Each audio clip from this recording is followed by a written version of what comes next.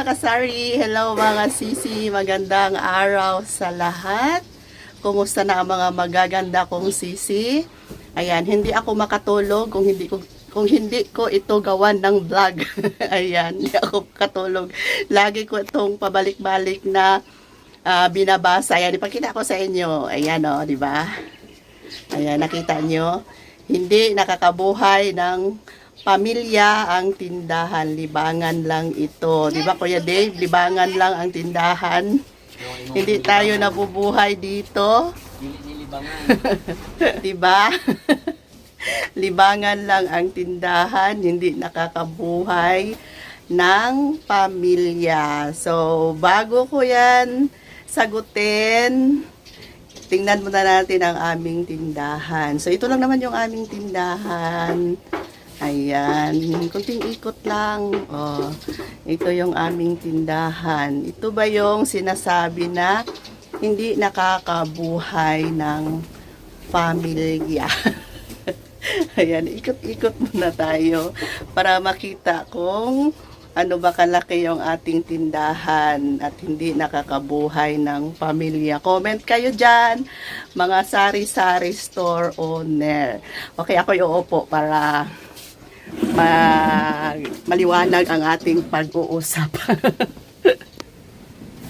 So, ang tindahan kasi mga kasari, nakadepende yan sa laki ng tindahan mo, sa laki ng benta mo at kinikita mo. Ang benta, yun yung benta mo buong araw at ang kita, yun yung 10 to 20% na tubo mo sa iyong tindahan.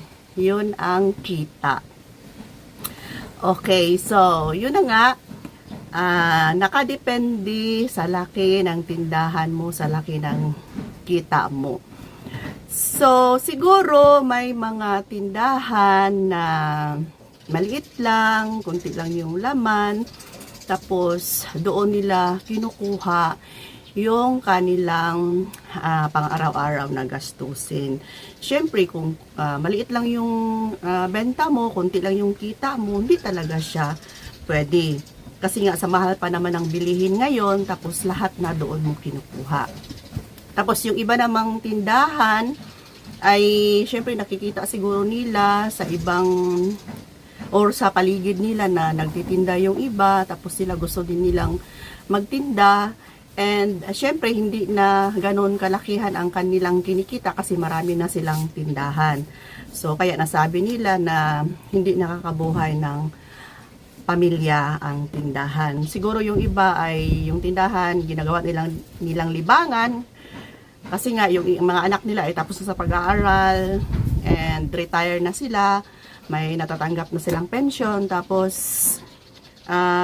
parang bored sila sa buhay, kaya nagtayo sila ng tindahan. Pero sa amin na mahirap lang, mahirap lang kami, dito talaga kami umaasa sa aming tindahan. At hindi lang isang anak ang binubuhay ko, meron akong 3, 4 na paa na binubuhay.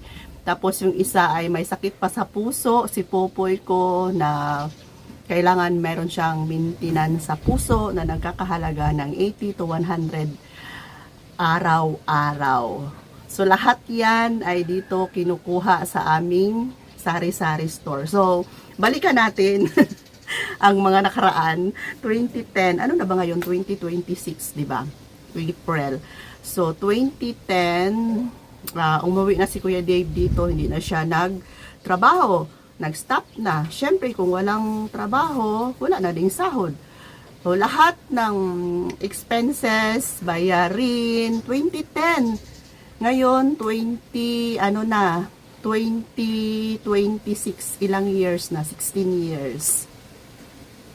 2010 or 16 years na kasi yung tindahan namin ay mag 25 years na. Ayan, so 2010, lahat ng expenses namin. Pero nung time na si Kuya Dave ay nag-stop, ganito na talaga kalaki yung tindahan namin, yung pinakita ko sa inyo. So okay na rin yung kita ng tindahan. And nung time na yun, nag-aaral pa yung anak ko, elementary, private school hanggang nag-college, hanggang sa nakatapos siya ng architecture at ngayon ay mag-ano pa siya, mag-board exam kasi kakagraduate lang. Kailangan pang 2 years apprentice bago makatake ng board exam, o di ba?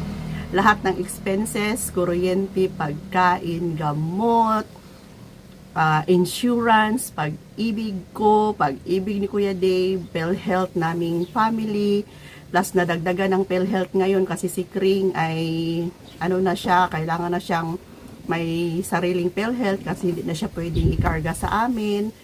SSS, isa-isa kami ni Kuya Dave, may mga insurances pa kami sa mga kasari ko na laging sumusubaybay. Ang laki ng insurance namin. Ganyan po kalaki yung binabayaran namin. At sa awa ng Panginoon, lahat yan ay nanggaling sa kita ng aming tindahan. Proud po ako na sabihin sa inyo, nakakabuhay po talaga ng pamilya ang tindahan. Siguro sa mga nagsasabing hindi nakakabuhay, ay yun na nga, ginagawa lang nilang libangan. Tapos hindi sila focus sa pagtitinda kasi nga meron silang other source of income. And syempre, siguro naboboard na sila sa kanilang sarili na wala naman silang ginagawa, sila nagtinda. Pero depende kasi yan sa location, kung saan ka nagtinda, ayan, kung ano karami yung mga paninda mo, depende lang po talaga yan, mga sisi ko. Pero sa totoo lang, 101% pataas, marami po kaming sari-sari store owner, na ito po yung source of income namin. Hindi kasi ako makatulog, hindi ako makagawa ng vlog. Ang daming nag-comment doon na ang tindahan ay malaking tulong, pero meron pa rin mga nagko-comment doon nga, oo nga naman, libangan lang talaga, magkano lang naman yung kinikita. Siguro hindi nila napatakbo ng maayos ang kanilang tindahan, iba yung nagbantay, di ba? Alam nyo na yung ibig kong sabihin, malaki yung tindahan nila, siguro iba yung nagbantay, hindi sila mismo focus sa kanilang negosyo. Alam nyo naman ang mangyayari pag ganyan. Dapat talaga, kapag magsimula ka palang magtinda, ikaw talaga may-ari ang mag-manage hanggang sa lalaki ang tindahan mo, ikaw pa rin, huwag mong iwan sa iba. At dyan mo malalaman kung umasenso ba ang tindahan mo or kumikita ka ba, basta't ikaw mismo ang mag-manage. So, hanggang ngayon, still fighting pa rin kami ni Kuya Dave, 2026. Sa awa ng Panginoon, kaya pa naman namin lahat ng mga bayarin. Laban lang kami sa araw-araw, mga kasari ko. Basta't ito lang ang masasabi ko, na habang ngayon kumikita pa ang inyong tindahan, ay mag-ipon kayo para sa future ng inyong anak kung sila ay mag-college na.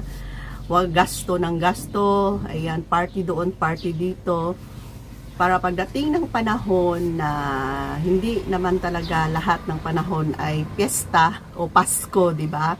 Katulad dito sa amin, dumating din yung time na hindi na gaano kalakihan talaga yung kinikita namin. Kahit ganito yung tindahan namin, hindi na siya same nung mga unang mga years pa na nagdaan. Kasi marami na kami dito.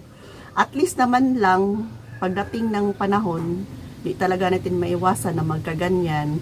Hindi na tayo masyadong malungkot kasi nga nakapag-ipon na tayo para sa future ng ating anak. Nakapag-ipon na ako para mapatapos ko ang ating anak sa pag-aaral. Maki. And may konting savings na rin na kahit papano, kung hindi man gaano kalakihan yung ating benta, ay meron tayong emergency fund na pwedeng gamitin. Kasi nga, nakahanda na, ready ka na pagdating ng panahon na tag-unos. Di ba mga kasari? So ganyan, yan lang palagi yung lagi kong iniiwan na message sa lahat ng mga kasari, lalong-lalo sa mga mas bata pa sa akin na may mga anak pa ngayon. Mag-ipon ka talaga para sa future ng iyong anak kasi hindi natin alam kung in the future ay ang iyong tindahan ay same pa rin ba na mabenta. Hindi lahat na po kasi marami kang mga kapitbahay, maraming mga tao sa paligid mo. Nakikita kanila, hindi talaga yan maiwasan na may gagaya sa iyo. Ayan, siguro hindi ako nasasabi, may mga kulang pa ako. Comment down below lang kayo sa mga hindi ko siya ma-explain ng maayos. Basta ako, sure ako, 101% na nakakabuhay ng pamilya ang tindahan. Okay? So, depende na lang sa kita, sa laki ng ating tindahan. Thanks for watching mga sisi ko. Bye for now. Love you all.